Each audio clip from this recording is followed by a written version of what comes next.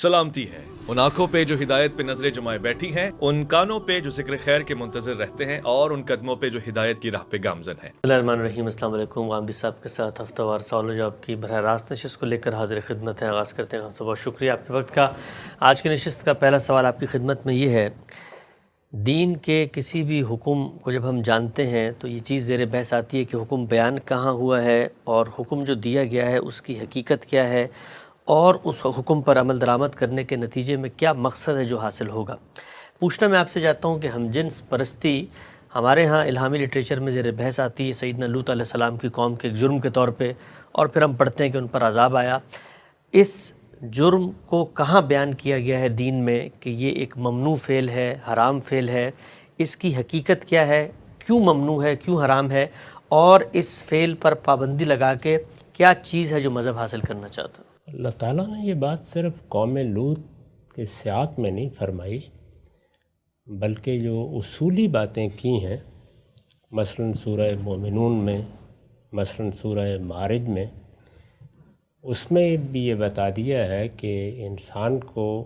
जिस तरह दूसरी बहुत सी जबिल्लतें दी गई हैं, इसी तरह एक जिन्स की जबिल्लत भी उसके अंदर है और वो अपने जिनसी जज्बात की तस्कीन चाहता है, लेकिन उसका दायरा अल्लाह ताला ने मुकर्रर कर दिया है और वो ये है कि ये ताल्लुक़ सिर्फ मियाँ बीवी के दरमियान ही हो सकता है। दीन में हम इस बात से वाकिफ़ हैं कि पूरा इंसान ज़ेर बहस आता है, लेकिन इंसान की जबिल्लत क्या है, उसकी ज़रूरियात क्या हैं, उसके तबई तकाज़े क्या हैं, उन सब को सामने रख कर जो हदफ हासिल किया जाता है वो तज़किया है, पाकीज़गी। पूरे दीन का मकसद यही है। ये ख़ुद बयान कर दिया है अल्लाह ताला ने, बल्कि बड़ी वजाहत के साथ ये बताया है कि दीन की हिदायत जब तुम्हें दी गई और पैगंबरों ने आकर दी और अब ये अल्लाह के आखिरी पैगंबर दे रहे हैं, तो इसमें जिस चीज़ को नस्बुलैन की हैसियत हासिल है, जिस नस्बुलैन को तुम्हें दुनिया में पाना है, वो यही है कि तुम अपना तज़किया कर लो। और ये तज़किया है जिसका नतीजा आखिरत की फ़लाह की सूरत में निकलेगा। इसको बुनियाद से भी वाज़ेह कर दिया गया है कि अगर पैगंबर नबी आते तो हमने जो तुम्हारी फ़ितरत में हिदायत दी थी उसका भी यही नतीजा निकलना था। चुनांचे आपके इल्म में है कि ये फरमाया है कि वह नफ्सिम व मा सव्वाहा फ़अल्हमहा फ़ुजूरहा व तक़वाहा क़द अफ़लह मन ज़क्काहा व क़द ख़ाब मन दस्साहा। यानी हमने जब इस नफ्स को बनाया और संवारा है तो उसके साथ ही इसमें फ़ुजूर व तक़वा को इल्हाम कर दिया है। यानी इसके अंदर ये शऊर पैदा कर दिया है कि क्या चीज़ नाफरमानी है और क्या चीज़ अल्लाह की फर्माबरदारी है, क्या चीज़ अपने आप को अक़ल के तकाज़ों के मुताबिक रखना है और क्या चीज़ अपने आप को ख्वाहिशात के हवाले कर देना है। और इसके बाद ये नतीजा भी हर शख्स पर वाज़े होता है। अगर वो ज़रा गौर करे तो ये नतीजा ख़ुद भी समझ लेता है कि जिसने अपने आप को पाकीज़ा बनाया वही फ़लाह पाएगा और जिसने अपने नफ्स को आलूदा कर लिया वो नामुराद होगा। क़द अफ़लह मन ज़क्काहा व क़द ख़ाब मन दस्साहा। तो इस तज़किये को या पाकीज़गी को हदफ बनाकर अल्लाह ताला ने हमें हिदायत दी। सारी दीन की हिदायत इसी चीज़ को सामने रख कर अल्लाह ताला की तरफ से आई है। इसमें माशरत से मुतल्लक़, सियासत से मुतल्लक़, मईशत से मुतल्लक़, इसी तरह से हमारी ज़िंदगी के बाकी मामलात से मुतल्लक़, ख़्वाह वो इनफ़रादी हों या इज्तिमाई हों, बहुत सी हिदायत दी गई हैं। वो हिदायत उसूली भी हैं जिनको हम ईमान व अखलाक की सूरत में बयान करते हैं, और वो तफसीली और मुतय्यन भी हैं जिनको हम शरीयत कहते हैं या अल किताब कहते हैं। तो दोनों तरह की हिदायत अल्लाह की तरफ से दी गई, और वो हिदायत जो हमारी फ़ितरत में वदियत की गई थी, गोया उस इजमाल की तफसील कर दी गई, उसको मुतय्यन कर दिया गया ताकि कोई इबहाम बाकी ना रहे और इंसान उसकी पैरवी करे। तो उसी ज़ैल में ये बात भी बताई गई कि ये पेश नज़र नहीं है कि तुम खाओगे नहीं, खाओगे लेकिन उसमें ये चीज़ें हैं जिनका ख्याल रखोगे, इस दायरे में अपनी इस जबिल्लत की तस्कीन करोगे। वहाँ ये भी बता दिया गया कि मैंने तुम्हारे लिए बहुत चीज़ें पैदा की हैं اس پر میرا شکر بجا لاؤ، لیکن کچھ چیزوں کے اوپر میں نے پابندی لگائی ہے، اور اس پابندی لگانے کا سبب کیا ہے؟ تمہاری پاکیزگی کو تمہارے اس وجود میں بھی برقرار رکھنا، یعنی اس کے ظاہر میں بھی پاکیزگی مطلوب ہے، اس کے باطن میں بھی۔ ظاہر کی پاکیزگی وجود سے مراد ہے یہ جو قالب مجھے آپ کو دیا گیا ہے، تو یہ قالب اپنا ایک باطن بھی رکھتا ہے اور اپنا ایک ظاہر بھی رکھتا ہے۔ تو جو اس کا ظاہر ہے اس میں بھی پاکیزگی مطلوب ہے، اور جو اس کا باطن ہے اس میں بھی پاکیزگی مطلوب ہے، اور وہ خور و نوش کے پہلو سے بہت سی ہدایات دے کر اللہ تعالیٰ نے متعین بھی کر دی ہے، واضح بھی کر دی ہے۔ تو انسان کو جو بڑی بنیادی جبلتیں دی گئی ہیں ان میں آپ جانتے ہیں کہ جس طریقے سے بھوک ہے، جس طرح سے پیاس ہے، اسی طرح جنس کی جبلت بھی ہے۔ جنس کی جبلت کو پاکیزگی کے دائرے میں رہنا ہے۔ کیوں یہ ضروری ہے؟ اس کو بتایا گیا ہے کہ نسل انسانی کے بقا کے لیے ضروری ہے، یعنی کیونکہ انسان کا بچہ کسی درخت پر نہیں لگتا، جانوروں کے بچے کی طرح اگلے ہی لمحے میں کھڑا نہیں ہو جاتا، اس کو بہت ناتواں پیدا کیا جاتا ہے، اور بڑا لمبا عرصہ اسے چاہیے ہوتا ہے کہ وہ والدین کے زیر سایہ رہے، باپ کی شفقت اس کو حاصل ہو، ماں اپنی توجہات کا اس کو مرکز بنائے، اس کو کھلانا، اس کو پلانا، اس کی ضروریات پوری کرنا، یہ سب کا سب ماں باپ پر منحصر ہوتا ہے۔ تو چونکہ یہ کوئی 10 12 15 سال کا عرصہ بلکہ تہذیب، تربیت، تعلیم کو شامل کر لیا جائے تو آج کے زمانے میں تو اس سے بھی زیادہ ہے، یہ سب والدین ہی سے متعلق ہو جاتا ہے۔ پھر انسان اسی حالت میں نہیں رہتا، وہ جوانی کے ایام گزارنے کے بعد مزمل ہونا شروع ہوتا ہے، بڑھاپا آنا شروع ہوتا ہے، بیماریاں آنی شروع ہوتی ہیں، پھر اس کو ایک مرتبہ خاندان کی ضرورت پڑتی ہے، گھر کی ضرورت پڑتی ہے، کوئی اس کو دیکھنے والا ہو، کوئی اس سے محبت کرنے والا ہو۔ اور اللہ تعالیٰ نے اگر پہلی مرتبہ اسے ماں باپ کی آغوش میں ڈالا ہے تو ماں باپ نے اس کے لیے غیر معمولی فطری محبت پیدا کی ہے، اور بعد کے زمانوں میں بھی یہ خاندان ہی ہے کہ جو محبت اور شفقت کے ساتھ بیماری تکلیف میں بعض اوقات برسوں کے لیے سنبھالتا ہے۔ اس ساری چیز کو سامنے رکھ کر اللہ تعالیٰ نے یہ چاہا کہ انسانی نسل کے بقا کے لیے یہ ادارہ ضروری ہے، اور اس ادارے کی بنیاد کیونکہ انسان جس عمل کے نتیجے میں پیدا ہوتا ہے وہ جنس کا اظہار ہے، تو اللہ تعالیٰ نے خاص طور پر اس کا اہتمام کیا کہ اس میں عفت کے جذبات ہیں، جو اگر دونوں طرف موجود ہوں گے تو پھر یہ گھر اپنی پوری قوت کے ساتھ گھر بنے گا اور قائم رہے گا، اور اگر یہ نہیں ہوں گے تو پھر اس میں انتشار و افتراق ہوگا، اختلال پیدا ہو جائے گا، اس کو وہاں قائم رکھنا ممکن نہیں ہوگا۔ تو یہ باعث ہے جس کو سامنے رکھ کے نسل انسانی کے بقا کے لیے جنسی جذبے کی تسکین کو میاں بیوی کے تعلق تک محدود کر دیا گیا ہے۔ میاں بیوی کے تعلق سے باہر اس کا اظہار کسی دوسری عورت سے ہو، کسی مرد سے ہو، جس سے بھی ہو، یہاں تک جانوروں سے بھی اگر ہوگا تو اسے سورہ معارج اور سورہ مومنون میں وضاحت سے بتا دیا گیا ہے کہ اللہ نے ممنوع کر دیا ہے۔ اور یہ بالکل بدیہی چیز ہے، اس لیے کہ جب آپ کسی ایسے بے لگام جذبے کو حدود کا پابند کرتے ہیں، اور جس جذبے میں یہ چیز بھی موجود ہو کہ اگر اس کو بے لگام چھوڑ دیا جائے تو وہ انسان کو اپنا اسیر بنا لے، ایڈکٹ کر دے، اس میں ناگزیر تھا کہ یہ پابندی لگائی جائے، وہ لگائی ہے اللہ تعالیٰ نے۔ تو وہاں یہ بیان کیا ہے کہ الا علی ازواجہم، یعنی یہ بیویوں کے مابین ہی رہنا چاہیے، بیویوں کے لیے شوہروں تک محدود رہنا چاہیے، اور اگر کوئی اس سے آگے تجاوز کرتا ہے تو یہ فرما دیا کہ وہ پھر عدوان کا ارتکاب کرتا ہے، وہ اللہ کی نافرمانی کرتا ہے، اسے گوارا نہیں کیا جائے گا۔ خود بیویوں کے ساتھ تعلق میں بھی ظاہر ہے کہ انسان کے اندر یہ جذبہ کیونکہ ایک خاص طرح کا ہیجان پیدا کر دیتا ہے، اس میں عقل چند لمحوں کے لیے معطل سی ہو جاتی ہے، تو اس میں بھی بہت سی تعلیم دی ہے کہ ان حدود کے اندر رہنا ہے۔ اور آپ یہ جانتے ہیں کہ اس میں جو فطرت کا بنایا ہوا راستہ ہے اسی کے بارے میں قرآن نے ارشاد فرمایا ہے کہ بیویوں کے پاس آؤ، تمہارا لباس ہے، ان سے تعلق پیدا کرو، محبت کرو، سب معاملات سے گزرو، لیکن حیث امرکم اللہ، جو فطرت کا بتایا ہوا راستہ ہے اسی سے۔ یہاں پر بھی فطرت کے راستے کی پابندی کیوں لگائی گئی ہے؟ اس لیے لگائی گئی ہے کہ انسان سے جو پاکیزگی مطلوب ہے اس کا تقاضا یہی ہے کہ وہ کسی غلاظت کی جگہ کی طرف رجوع نہ کرے، اس کے اندر اس کے داعیات پیدا نہ ہو، تو میاں بیوی کے تعلق میں بھی نہ صرف یہ کہ اس کو میاں بیوی تک محدود کیا گیا ہے، بلکہ اس معاملے کی اجازت نہیں دی گئی، میاں بیوی کے تعلق میں بھی اجازت نہیں دی گئی۔ تو یہ دونوں باتیں واضح کر دی گئی ہیں۔ ایک کی بنیاد اگر آپ سمجھنا چاہتے ہوں تو وہ نسل انسانی کا بقا ہے، اور دوسری چیز کے بارے میں احتیاط اس تزکیے کے لیے ضروری ہے جس کو سامنے رکھ کر اللہ تعالیٰ نے یہ بتایا ہے کہ تمہیں زندگی بسر کرنی ہے اور اس کا نتیجہ آخرت کی فلاح کی صورت میں نکلے گا۔ تو اس وجہ سے ہمارے دین میں اس طرح کے کسی انحراف کی نہ انسان کی اپنی زندگی میں گنجائش ہے، نہ اس دائرے سے باہر کوئی گنجائش ہے۔ ٹھیک ہے شاہ صاحب، آپ نے بڑی تفصیل سے واضح فرمایا کہ جنسی معاملات میں بھی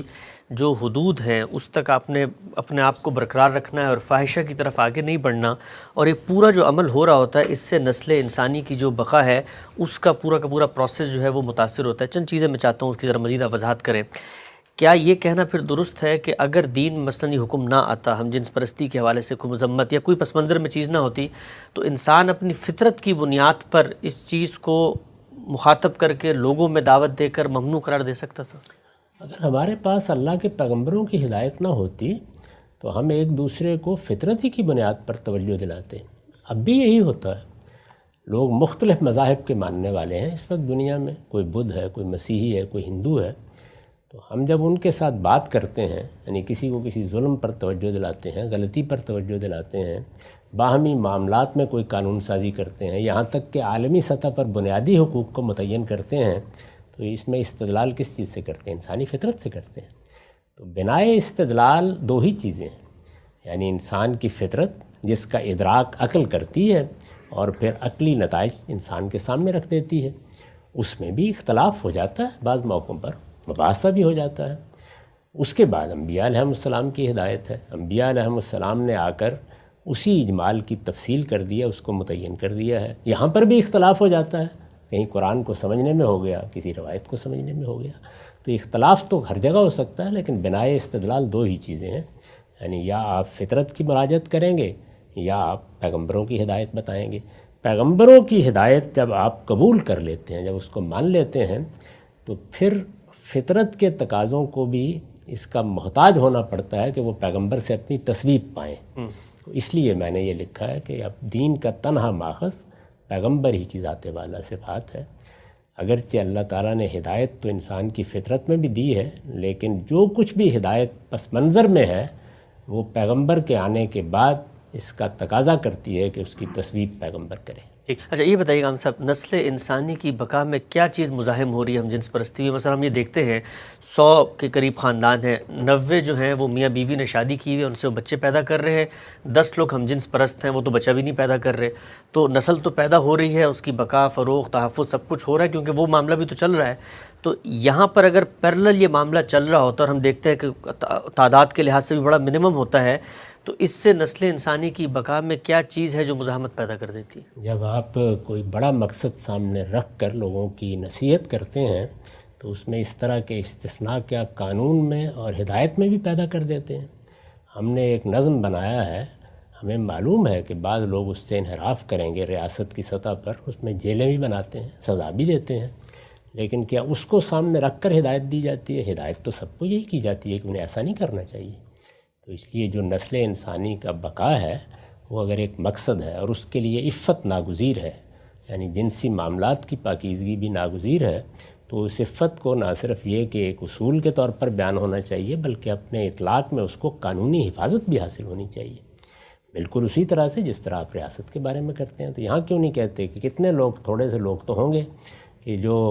ٹریفک کے قوانین کی خلاف ورزی کر دیں گے، کیا فرق پڑتا ہے، کتنے حادثے ہو جائیں گے، 2 یا 4 ہو جائیں گے، تو آئیے لکھ دیتے ہیں کہ کچھ لوگ قانون کی خلاف ورزی بھی کر سکتے ہیں۔ یہ تو کبھی بھی نہیں کیا جاتا۔ یعنی جو اصول ہیں، اخلاقی چیزیں ہیں، یا جن چیزوں پر کسی انسان کے ساتھ کسی ظلم کا یا کسی اور اس طرح کے معاملے کے ارتکاب کا اندیشہ ہے، وہاں آپ علی الاطلاق قانون سازی کرتے ہیں۔ البتہ کسی جگہ پر اس سے انحراف ہو جاتا ہے تو اس سے نمٹنے کے طریقے اختیار کرتے ہیں، لیکن لائسنس کیسے دے سکتے ہیں؟ ٹھیک، ہر آدمی کو معلوم ہے، بلکہ کس وقت قوموں کو معلوم ہوتا ہے، انہوں نے کچھ قواعد بنائے ہیں قومی ریاستوں میں کہ کچھ لوگوں نے ناجائز طریقے سے آنا ہی ہے، اور بعض اوقات تو آنکھیں بھی بند کر لی جاتی ہیں ناجائز آنے والوں سے۔ آپ کی معاشی ضرورتیں ہوتی ہیں، لیکن پھر ان سے کیوں نہیں مطالبہ کرتے کہ کہہ دیں کہ اتنے لوگ ناجائز آ جایا کریں، کوئی حرج کی بات نہیں۔ ٹھیک، اچھا یہ بتائیے گا ہم صاحب، یہ جو لوگ اس طرح سے ایک خاندان بناتے ہیں، بلکہ اب تو موجودہ دنیا میں ان کو خاندان کا اسٹیٹس بھی دیا جا رہا ہے اور ان کی شادی کو بھی جس کو آپ کہتے ہیں قانونی طور پر تسلیم کیا جا رہا ہے، وہ یہ کہتے ہیں کہ بچے آپ لوگ پیدا کرتے ہیں، اس کے بعد آپ یتیم خانوں میں چھوڑ دیتے ہیں، ہم لوگ میاں بیوی، دو مرد حضرات یا دو عورتیں ہی میاں بیوی کا وہ ایک مصنوعی رشتہ پیدا کر کے ان بچوں کو گود لیتے ہیں، فاسٹر کیئر کے طور پہ ان کو سنبھالتے ہیں، تو نسل انسانی کی بقا تو ہم کر رہے ہیں، آپ نے تو پیدا کر کے چھوڑ دیے تھے، ہم نے سنبھالنا شروع کر دی۔ تو بڑی خطرناک صورتحال ہے، ان لوگوں کی آغوش میں بچے ڈال دیے جائیں کہ جنہوں نے خود بچوں سے گریز کر لیا۔ ایسے ظالم لوگوں کے پاس اپنے بچے ہم بھیج دیں، یہ کیسے ہو سکتا ہے؟ یعنی جنہوں نے اپنی اس جبلت کو دبا دیا، اس کے دائیات ختم کر دیے، جن کو اس عورت سے نفرت ہو گئی جو بچوں کو پیدا کرتی ہے، ان کی آغوش میں بچے ڈال دیں اپنے، کیسے ہو سکتا ہے؟ میرے خیال میں تو یہ اتنا بڑا جرم ہے کہ جس کو کسی درجے میں بھی گوارا نہیں کیا جا سکتا۔ بچے بھی انہی لوگوں کے پاس جانے چاہیے جو بچوں سے واقف ہیں، جو جانتے ہیں کہ بچے کیا چیز ہوتے ہیں اور بچوں سے کیا شفقت محبت کرنا ہوتی ہے۔ ان سے بھی بعض اوقات اپنے بچوں کے سوا دوسروں کے بچوں کے ساتھ زیادتی ہو جاتی ہے۔ بچوں کو کسی کی آغوش میں ڈالنا کوئی آسان کام ہے؟ یعنی بعض لوگ اپنی خواہشات کو بے لگام چھوڑ کے اب ہمارے بچے بھی لینا چاہتے ہیں ہم سے، یہ کیسے ہو سکتا ہے؟ اور یہ شادی کا کیا لفظ آپ نے استعمال کیا؟